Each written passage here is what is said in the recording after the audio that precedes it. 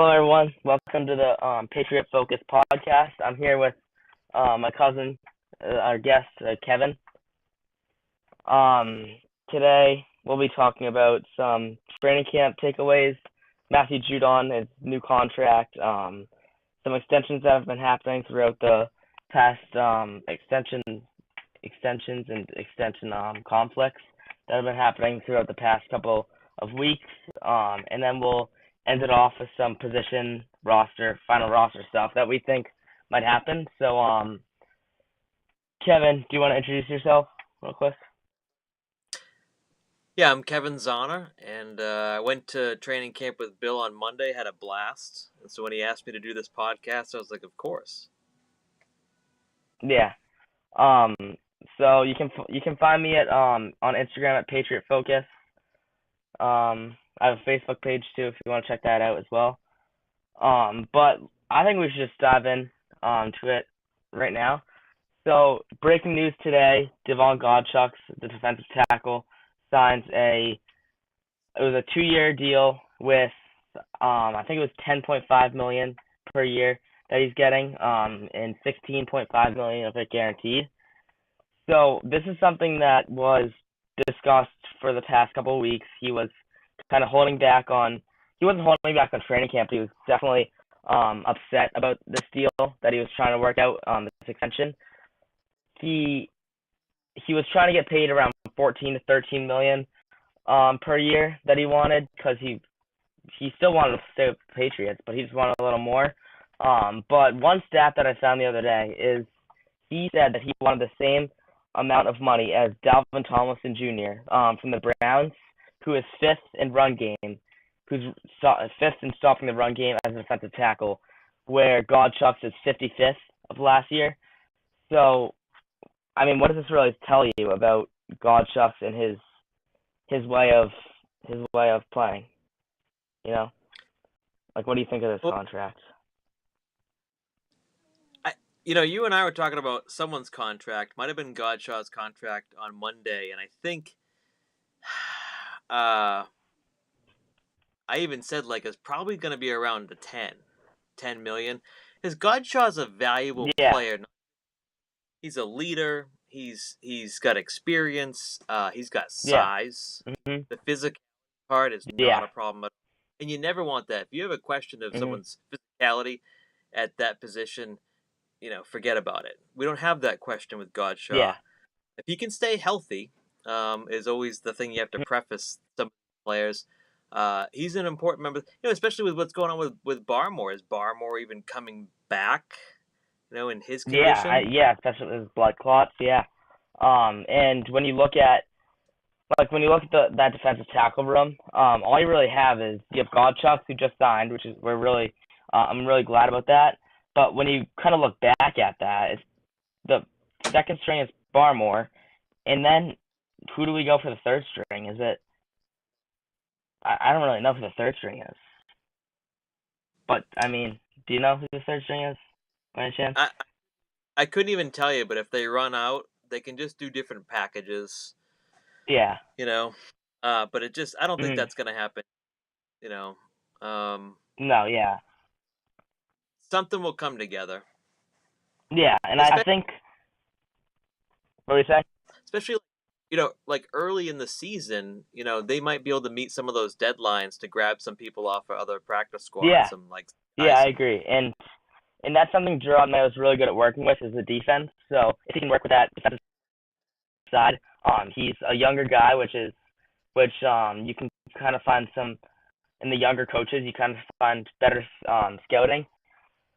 And with Elliot Wolf there, he's also pretty good at finding those defensive tackles. I know we're working out a couple next practice. I don't know how much this means, but I definitely see. I think if Barmer returns by week 1, I think that'll be a great duo, Godchaux and Barmore.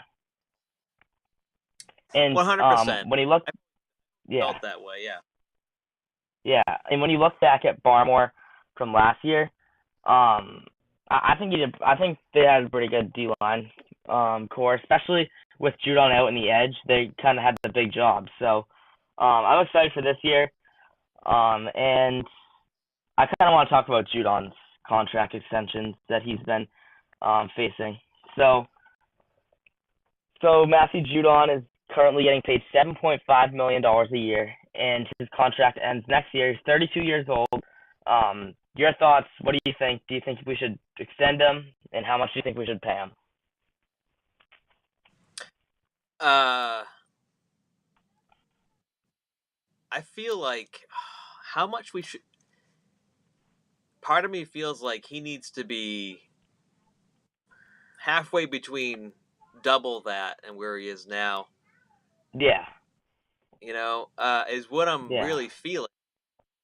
Is he worth it? 100%. You don't want. I mean, if that was my money, I would pay, a better deal than what he's getting now, just so that we're not going against him. yeah. And so he's 32 years old, which yeah. Um, he also brings the energy to our defense and our team. Like he brings the experience. He brings the like for an example, even for the fans, he like every training camp, every the beginning of training camp, every time he comes to play catch with the fans. Every day he signs autographs. Like that's something that's dedication. That's showing that you want to be there and you want the fans to like you, which brings a higher just like higher bit more morale, I guess you could say, to the Patriots is when like I think Judon brings a lot of energy to the Patriots defense. He's just a good leader. He's one of the oldest players on our defense right now. So I the Patriots. I don't know after we signed Godchaux, but before today we're $40 million we have to spend and we have Matthew Judon who wants to get extended. He skipped the past two practices. Last practice he wasn't even in the facility. The practice before he had a tough conversation with Mayo, and he came back out with sandals on and had a pretty angry conversation. It looked like with Elliott Wolf, and then he went right back in. So I'm hoping we extend him. I don't see why we wouldn't if we're first in the league with money. I get that you want to spend that thoughtfully, but he's despite him being 32, he still has that talent that he still has the talent and the energy that he brings to this team. So I think you should sign him. I don't know about or extend him. I don't know why. I don't know what Jerome Mayo's doing with not. I don't really see why he wouldn't, except maybe the fact that he's 32. But yeah. Might also just be So timing.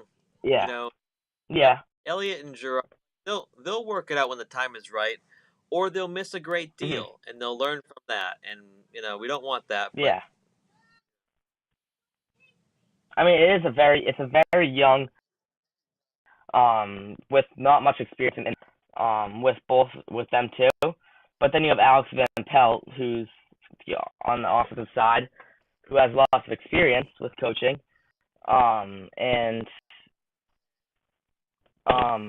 yeah, I think we should extend them. But yeah, another topic that we are going into was what was the other one that we kind of had in mind? Training takeaway. talk about So final roster.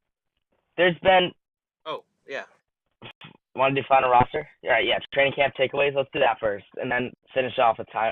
final roster because that's interesting to talk about. So, training camp takeaways. So, basically, in the past, training camp started on the 24th.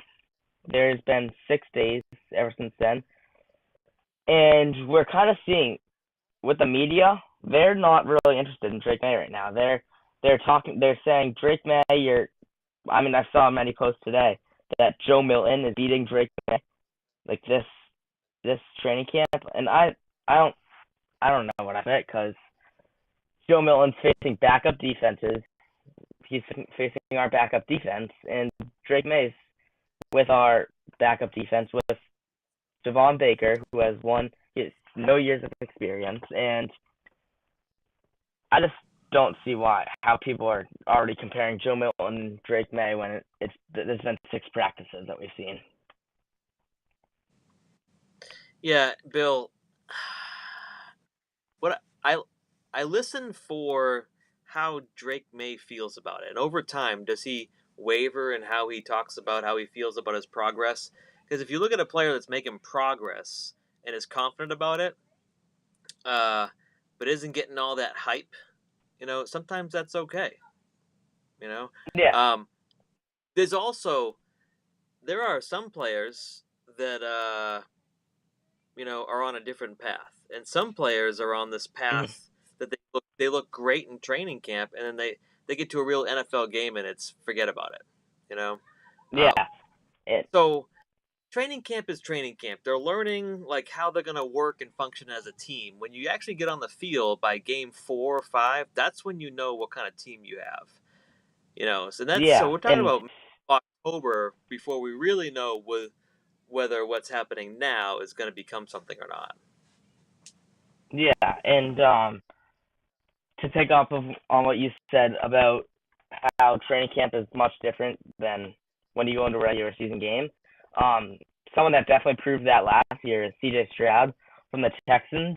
He threw, I think, 2 or 3 picks versus us on our first preseason game, and lots of media hate that like, oh, you're not going to be a starting quarterback, you're not going to do good, and he ended up getting Rookie of the Year. With he did great last year, and now it's Stefon Diggs and Joe Mixon to add on to him, which could bring him to a Super Bowl. Definitely run though. But when you look at like C.J. Stroud, that's a great example for the differences.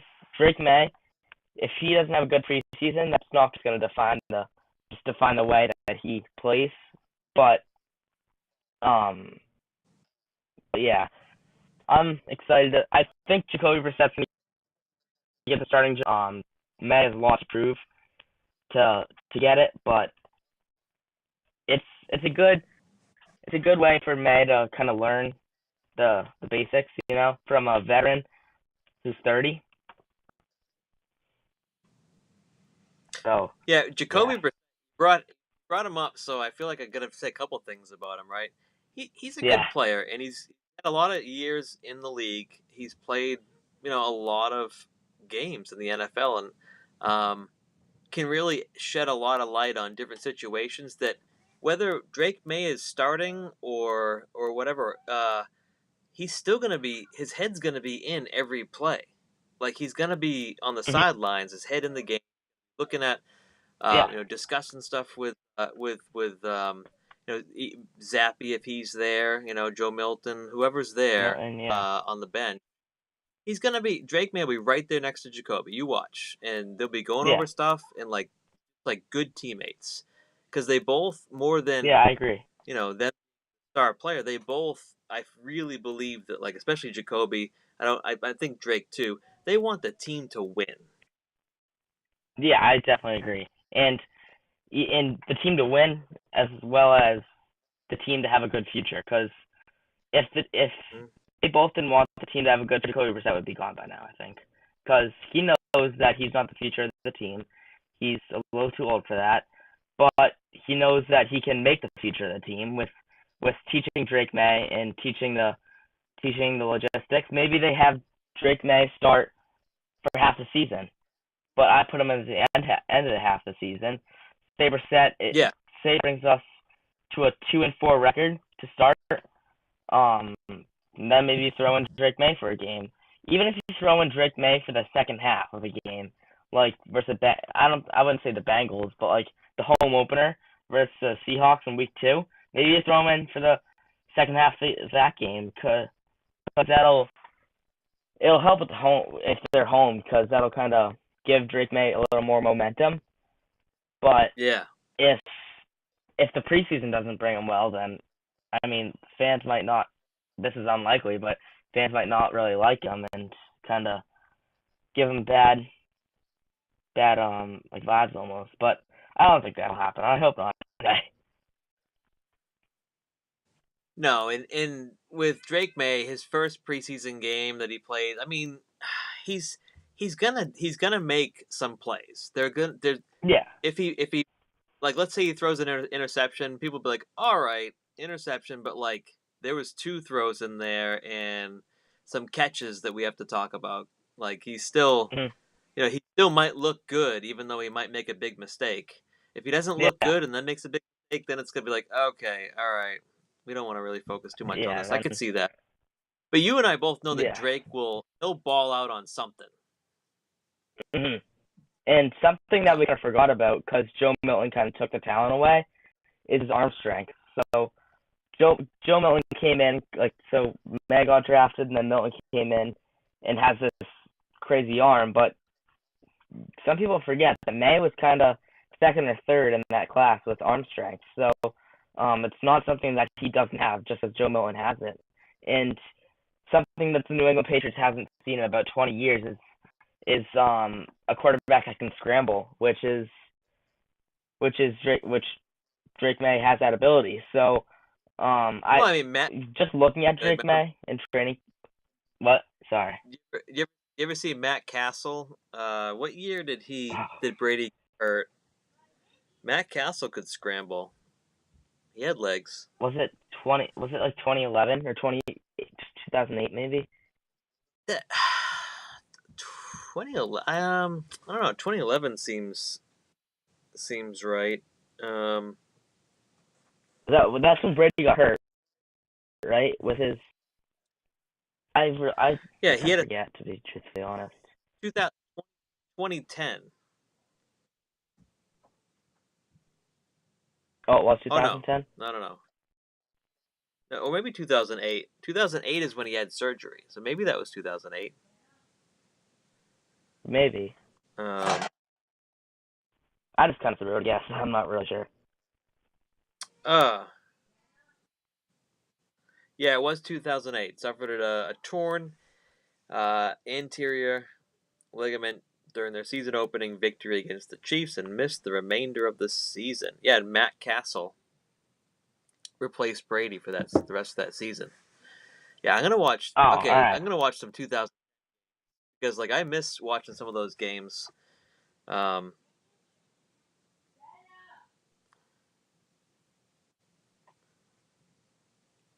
Glitch up on me a little bit. Yeah. You kind of glitched up on me. oh, just that. I'm gonna rewatch some of those 2010 games because Oh Matt yeah. Castle, he's winning the game a little differently than Brady was, but there's some similarities, and I like to get into some of that stuff so that when you see a player, I don't know, maybe Drake May has a little bit of Brady and he's got some legs, and we don't know what's he might blossom in like 3 or 4 years, but I still feel like he's gonna Yeah. be a guy. Hopefully, Yeah. is he gonna be probably a dude? I'm hoping that too. I think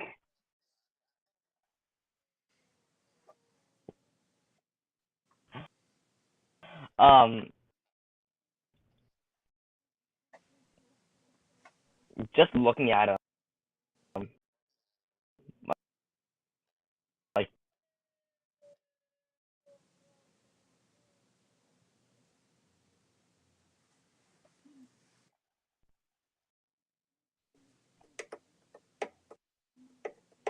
hello, can you hear me? Yeah, I think it broke up a little bit. Sorry, I'm glitching up a little bit. All right. Oh, there But we go. anyway, How what is just looking at Drake May in training camp, he just kind of looks like Brady in a way. Um, yeah. So, do you want to dive into roster predictions? Because that's probably the fun segment in here. Yeah. All right.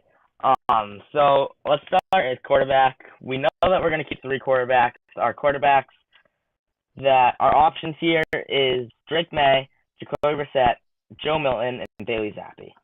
So we saw Bailey Zappi last year, who they kind of split snaps, Mac Jones and Bailey Zappi. Maybe Zappi had a little more.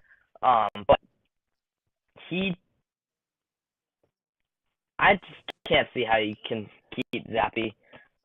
After like we know they're keeping May, we know they're keeping Brissett.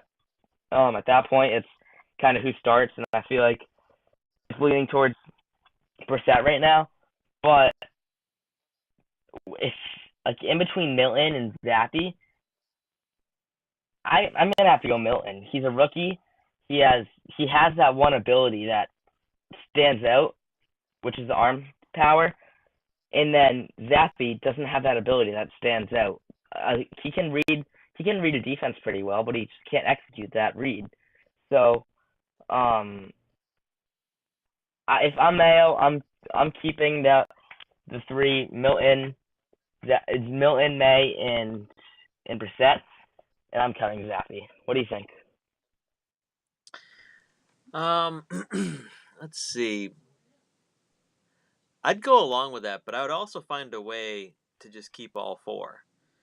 Really? And like, can you have Zappy on the practice squad?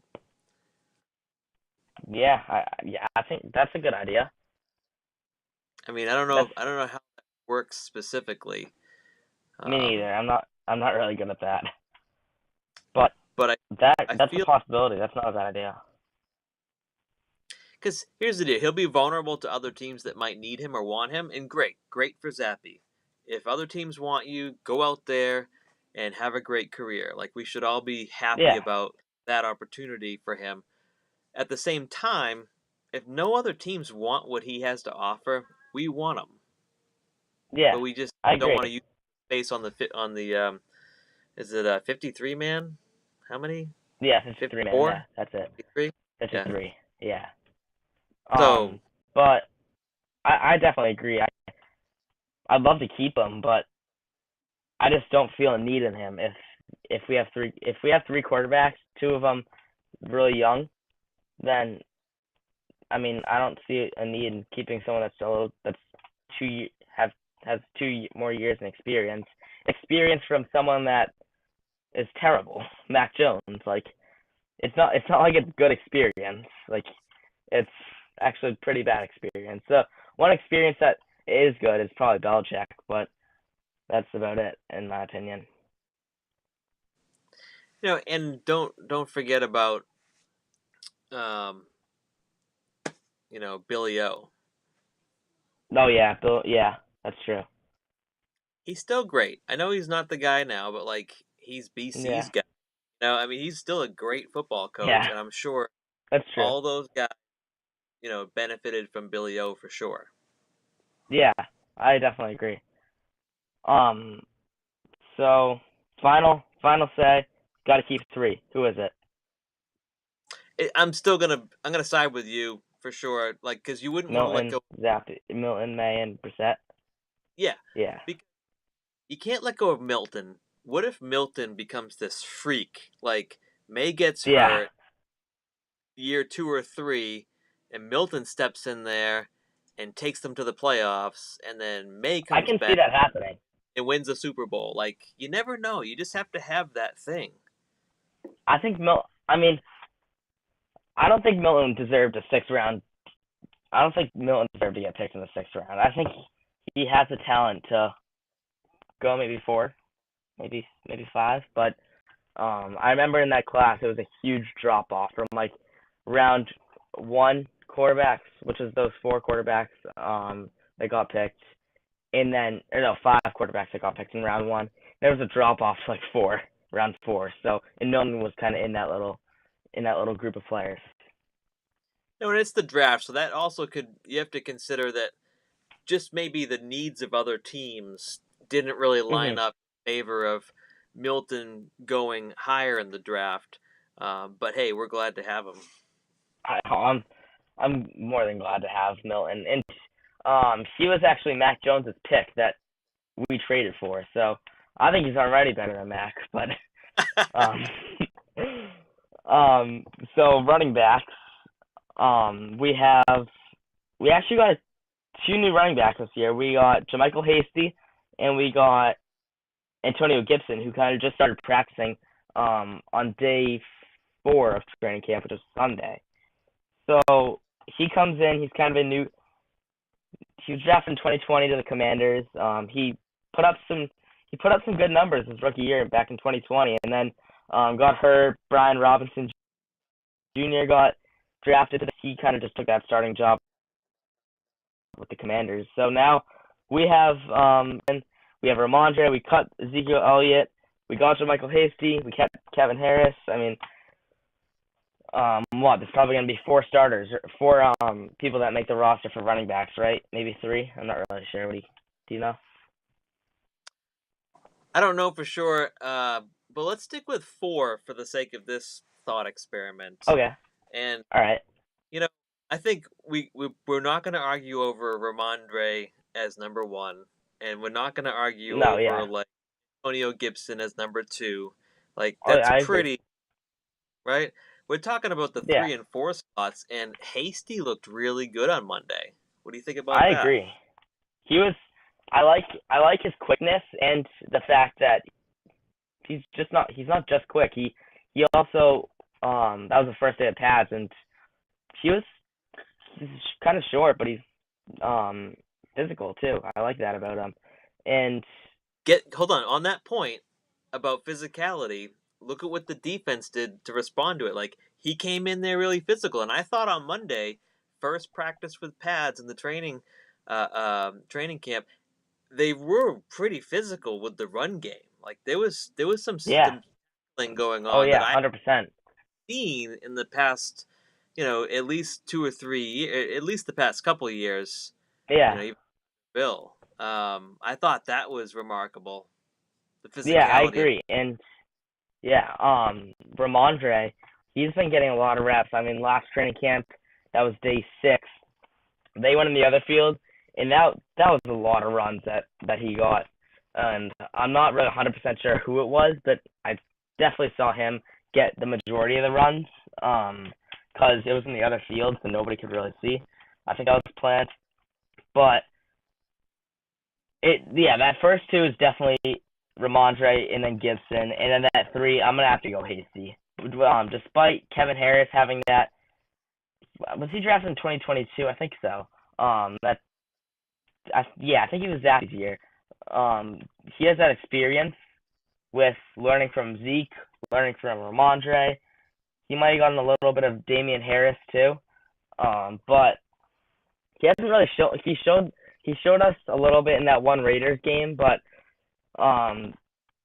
aside from that, he hasn't shown us too much. And I remember last year, this was kind of the debate between Pierce Strong, who eventually went to the Browns, and then it was Pierce Strong, it was Zeke, it was Ramondre, and Kevin Harris, who eventually did end up making the starting roster, and we had to cut J.J. Taylor. I like J.J. Taylor. I kind of wish we kept him and kept him over Kevin Harris, but J.J. Taylor, he was really quick, and he was definitely very, very short. Trent Brown and J.J. Taylor right next to each other. That was pretty funny to see. But J.J. Taylor, I kind of wish we kept him, but he's gone now, so my final roster with 4 running backs is going to have to be at the 1 spot, Ramondre, 2, Gibson, 3, Hasty, 4, Kevin Harris. And we're going to have to cut Terrell Jennings. Yeah, I'm going to have to agree, Bill. That's exactly what I was thinking. That's 4 solid players. Like, Kevin Harris. Yeah. You're right. That game against Las Vegas, he did do very well. Was that when did Ramondre get hurt? Did he get hurt? Ramondre did. He got hurt because I remember Zeke had to take out the rest of the season, and Zeke did really good, but we didn't want to sign him. He wanted a lot of money, and I think that was the case, right? Yeah. Yeah, and I don't think it was necessary. Like, they, I think they're set up better now than with Zeke. Was great. He was awesome. I hope he does great he's with the Cowboys again, right? Cowboys, yeah. So that's good. But yeah, Kevin Harris, he showed that he can do it. Now he needs to now show that he can do it again and again and be consistent. And Mhm. if he can do that, they need to find that out. You don't invest in a player for this long and then not want to find out that piece. So this is the last chance to find out that piece on the player, or it's just like whatever. Yeah. Yeah. I agree. Can you be That's well said. so? Um, Wide receiver. This is definitely going to be a fun one to do. We're probably gonna keep six. I think no, I think we're gonna keep seven.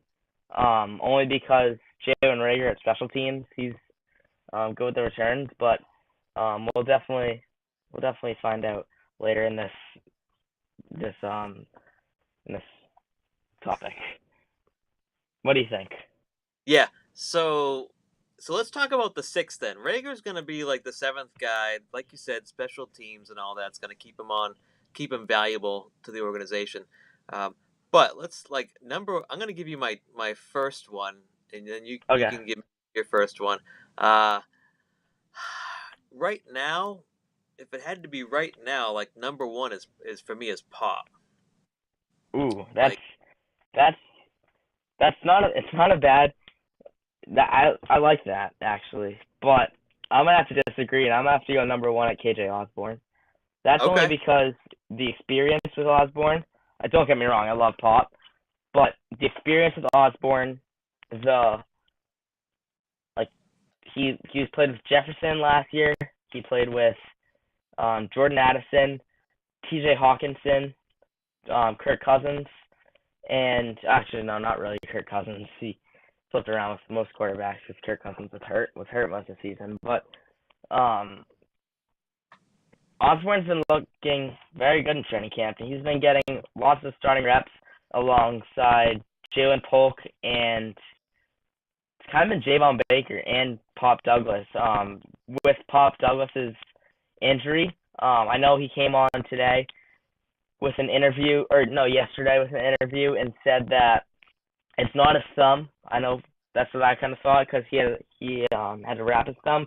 It's his hand around like right here that he got hurt, and that's why he was in a non-contact last training camp. He was kind of in on day 5. He was kind of just on the sidelines, just doing his own thing. But I mean, like you said to me on Monday, at a training camp, you said that he's one of those guys that you don't really need to show at training camp. You already know that he can do the job, and I totally agree with that because he wasn't really one of those guys that really stood out last year in training camp, but one of those things that just Bill Belichick knew and Bill O'Brien, both of them just knew that they liked him and they continued with him. And I feel like last year it was Kayshon Boutte versus Pop Douglas. The two rookies, kind of just something that no one really talked about, but it was just that the matchup between Boutte and Douglas that just wasn't mentioned, I guess. And then eventually Booth, which I don't know if he'll be making the starting roster this year. But yeah, I'm gonna have to go KJ Osborne at number one. What do you think for number two after Pop Douglas? um, you know, I I mean Osborne's right up there, so he's probably number two for me. Um, Yeah. but you're right though, like the combination of those two players, because they're not the same receiver at all. They have different No. skill sets, and they definitely have complementary skill Yeah. sets. Uh, the so like, what about number three? Number three, it's between for me. It's between Baker and Polk, and I want to side Mhm. on Baker because I saw more from Baker on Monday. But we haven't. It's going to be interesting with the joint practice and the preseason games. To see what those guys can really do. Yeah. Yeah. So I agree. For number two for me, I'm gonna have to go Polk after Osborne. So Osborne and then Polk. That's what I've been seeing a lot in training camp. I've been seeing Brissett and Nate throwing to Osborne and then Polk, and then in that three spot, it's been Baker, which is surprising. But it's also Douglas hasn't been really playing that much with his hand injury, so I'd be really interested to see what it would look like without Douglas's injury. And what Douglas said is this injury isn't from training camp, so I'm not sure what it's from, but he didn't really mention that. But he said he had this injury before training camp, so it's not like a football injury or anything, so that's good. Probably a little less like stress on that injury, I guess you could say. And so we're gonna go Osborne, and then we're gonna go Polk. And in this three spot, this could be Baker. I love that energy that Baker brings to the team, and he's been looking really good in training camp, and I love that because he came in with high expectations on himself, a high mindset, and what KJ Osborne kind of said in his interview the other day is he sees a lot of George Pickens in him, and I totally agree. I see that physicality side of him, which can also have speed, has the route running, and I totally agree with Osborne on that. So I'm gonna go Osborne, Polk, and then Baker. So Osborne, Polk, Baker, and I said Pop Osborne. Osborne. And my number 3, it's definitely not Juju. So, No. um, uh, no offense to Juju, but Javon Baker, yeah, I just really wish KB was out there playing, you know? Yeah, that's true. I just kind of completely forgot about him. That you just kind of changed my list a little bit.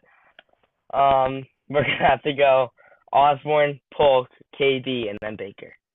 Just if Baker wasn't drafted low, this shouldn't mean anything. But his low pick means the coaches see something. All scouting sees something in him that maybe we don't or something. We know how KB plays. KB's he's honest. He's good recovery, and he came in practice with a jersey on Tuesday, and we could expect him to play on Friday. I'm not sure, but I'm gonna have to go Osborne, Polk, KB, and Baker. I mean, I love Baker, but as long as Baker makes a starting roster, I'm happy. Yeah, I'd be happy with, let's see, at least Pop Osborne, KB, Baker, Polk, uh, Rager, Rager, yeah. and who else?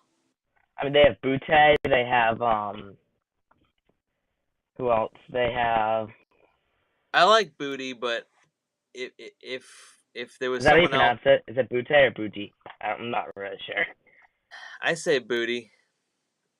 I'll say Kayshawn.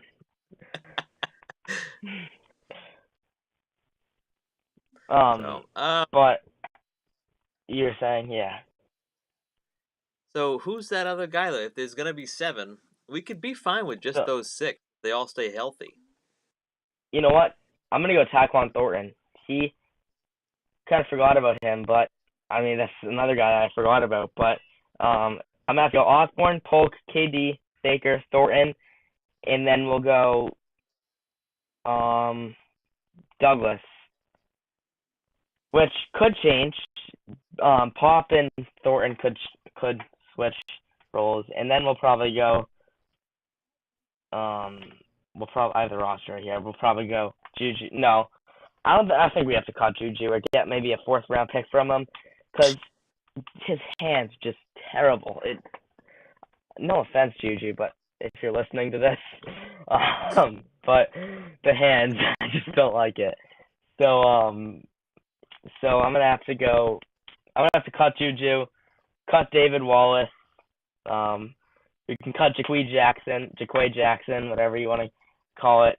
We'll cut Kayshawn. We'll cut Kawan Baker. But again, you might not even have to cut Kayshawn because he never really got his chances to prove what he has in him. He got his chances to prove that he can get hurt, but that's about it. He never really showed what he has to offer. So I'm fine with keeping him another year and seeing what he can do and cutting maybe in, I don't know, just yeah, I'd love to see him cut, or I'd like to see him keep Tayshaun too. You know what we should do for the next podcast, because we got to wrap this one up. All right.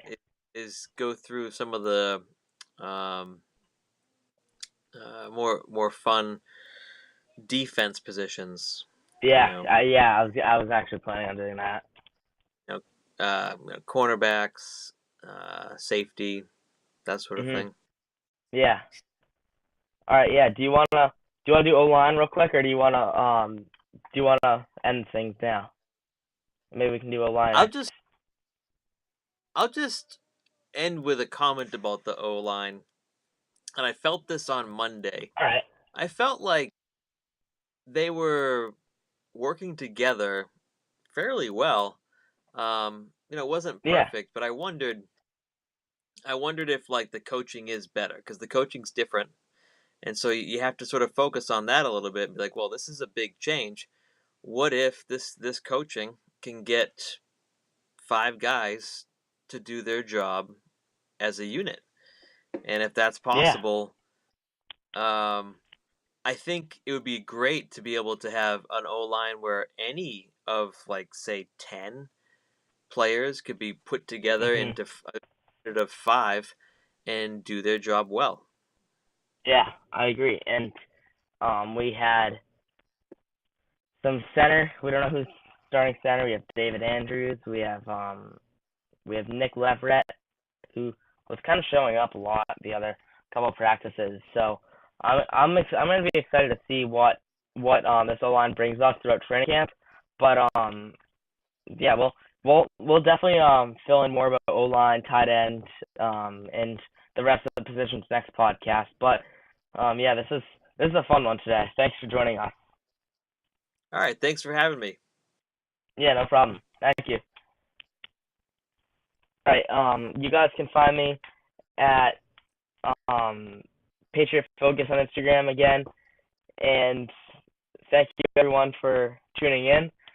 It was a great time. Next podcast will definitely, I think that's tomorrow. We'll have another guest join us, um, and I'll let you guys know on Instagram tomorrow just to make sure that everything's clear. But we'll have another guest join us tomorrow, and yeah, I'm excited. So tomorrow is day 7 of training camp. We will have lots of things to fill you in on after training camp.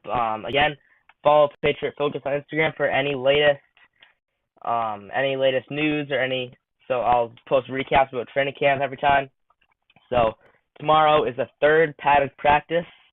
I'm interested to see who attends. Maybe David Andrews will attend because I know he was absent last practice. I wonder if Pop will be in a non-contact jersey, but we'll know all that after practice, and that'll be on Patriot Focus. So yeah, I'm Billy. Thank you for joining the podcast today, and just gonna wrap it up. Thank you. Until next time.